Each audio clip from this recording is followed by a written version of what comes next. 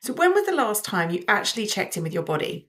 Not how you're doing emotionally or what you're thinking about, but what you're actually feeling physically in your body right now. Because most of us spend most of our lives living from the neck up. And we think our way through problems, talk our way through pain, and logic our way towards healing. But somatic healing is asking something completely different of us. It's asking us to come back down into our body and to really feel. And what I want to do is take you on a journey through embodiment. And today we're starting with attunement, because the truth is you cannot work with what you cannot feel. So hi, I'm Mercedes. I have been a yoga teacher for 12 plus years now. Practiced it for far longer than that. Also trained in polyvagal theory and somatic healing. And I have been through my own healing journey as well. And so that's what I'm bringing to you through this video. And it's just important to remember that when we feel disconnected from our body, it's not flaw. It's kind of what we've created as a protection. It's what our nervous system has done, and it's a great way to protect us. But at some stage, that protection becomes the thing that keeps us stuck. So in this video, you're going to understand what attunement actually is and why it's the foundation of everything in somatic healing. And this is not just intellectually, but in a way that gives you something practical to take away with you today. Okay, so I want you to actually feel this as well. So we're going to start with what attunement actually means, and then we're going to go on to why most of us struggle with it, and then how to start practicing it so you can actually put it into your day-to-day life.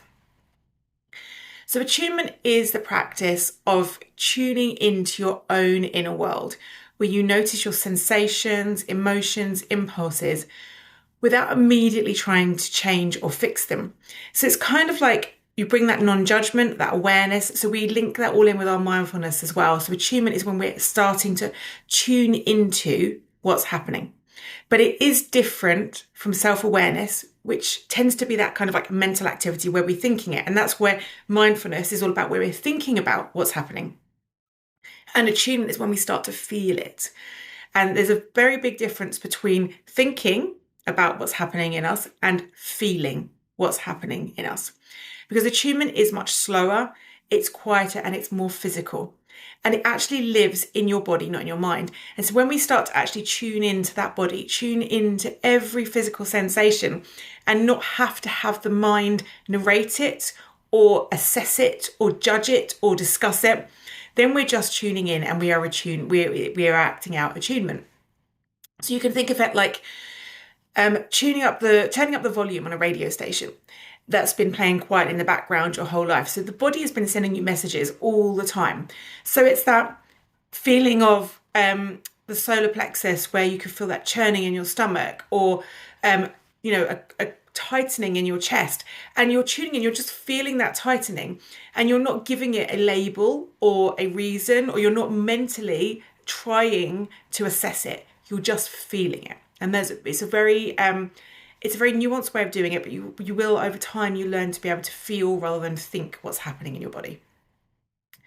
So why do we struggle with this, right? And this is really what happens in life, and why we start to struggle with this is we kind of have been trained in life, and this goes right back to when we start going to school, or when we start learning before we go to school. So we're a preschooler, and we're trained to perform and produce and not to feel.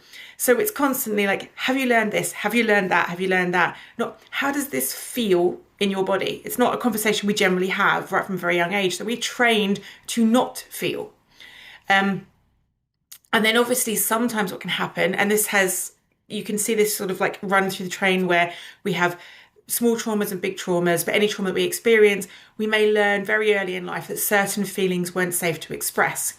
So we learn to override them, and we learn to sort of like, the body learns to clamp down, and the mind ignores all of the body's signals. Even if we're feeling something and the body's sending us those signals, the mind is clamped down and it stops us actually feeling it. And we become numb to our feelings. And that's because those feelings are dangerous. So, if you're shouted at because you cry when you're a child, because crying is seen as inappropriate, even if you feel sad now, you will not allow yourself to feel that sadness, because that may result in tears, and tears are not a safe thing to experience.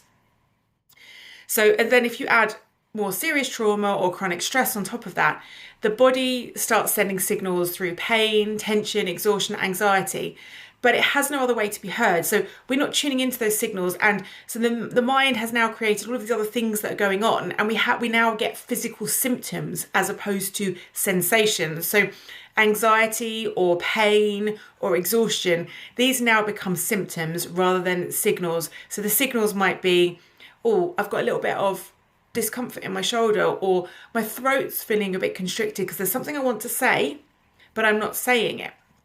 So rather than tuning into that, we are ignoring it and ignoring it, ignoring it until we've got a really, really bad sore throat. So now we've got a symptom rather than a signal.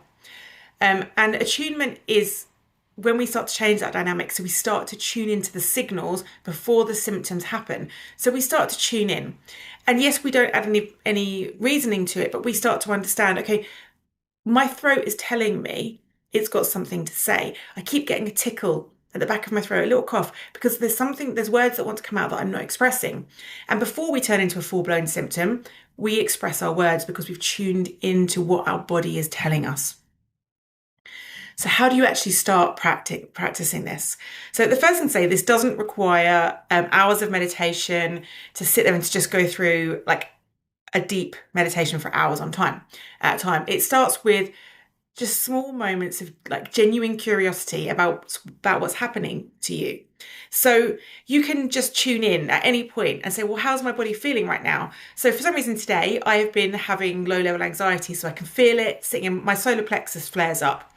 My solar plexus chakra flares up when I'm feeling anxiety. So I've just got a little bit there, but it's not like full blown anxiety where you can say, like where it's a disorder. I've just got that feeling, that sensation, rather than a symptom. I've just got a little signal that something's going on. So this is my signal to address those feelings before it turns into something that could cause me more problems.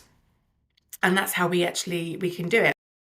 And so what you can do is, if you want, you can just place a hand on your heart and notice what's there. Not in your thoughts, just in your chest. What can you feel? What sensations? You can tune into, how does the breathing feel when it goes in and out of my body? How's this feeling?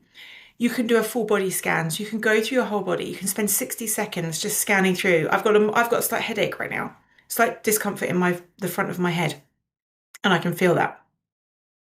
And go down and I can feel the solar plexus activation, and I can go through and I can just feel what's happening. And that's me just tuning into my body, the sensations that are happening there. And I'm not necessarily thinking about it. I'm just feeling it. I'm just feeling, how does that actually feel? And the more you do it, the better it becomes. So we're not talking about hours at a time, but the more you can check in for a minute here, a minute there, you can tune into what's happening, what's feeling. You start to tune into like on a deeper level. So you become aware of what's happening for you internally. And we take ourselves out of our thinking mind and into our body. And then we can start to develop practices that help our body to release anything that maybe it's holding on to that it doesn't need to hold on to. But we're now aware of it. So we're now aware that, okay, this is happening in my body. What do I need to do to soothe my body, to shift that in my body? And we can feel that. We can feel that sensation of, what would that feel like if I did that? And what would it feel like if I did that? And we always come back and check in with the body, and how does that feel to the body? So if this is resonating with you, I'd love to invite you to come and join my free community on School. It's called the Somatic Reset Lab. And I'm going to be releasing more videos like this over time and putting them together so that we have an A to Z of embodiment in the classroom. And there's loads of other stuff in there as well that you can join us in, challenges and all sorts. So I'll drop the link below in the description, and I'd love to see you on the inside. And if you have found this video useful and you'd like to see more of my stuff, remember to like and subscribe, because you get more and other people get more, and it's all a win-win. So I will see you hopefully on the inside, but if not, I'll see you in another video.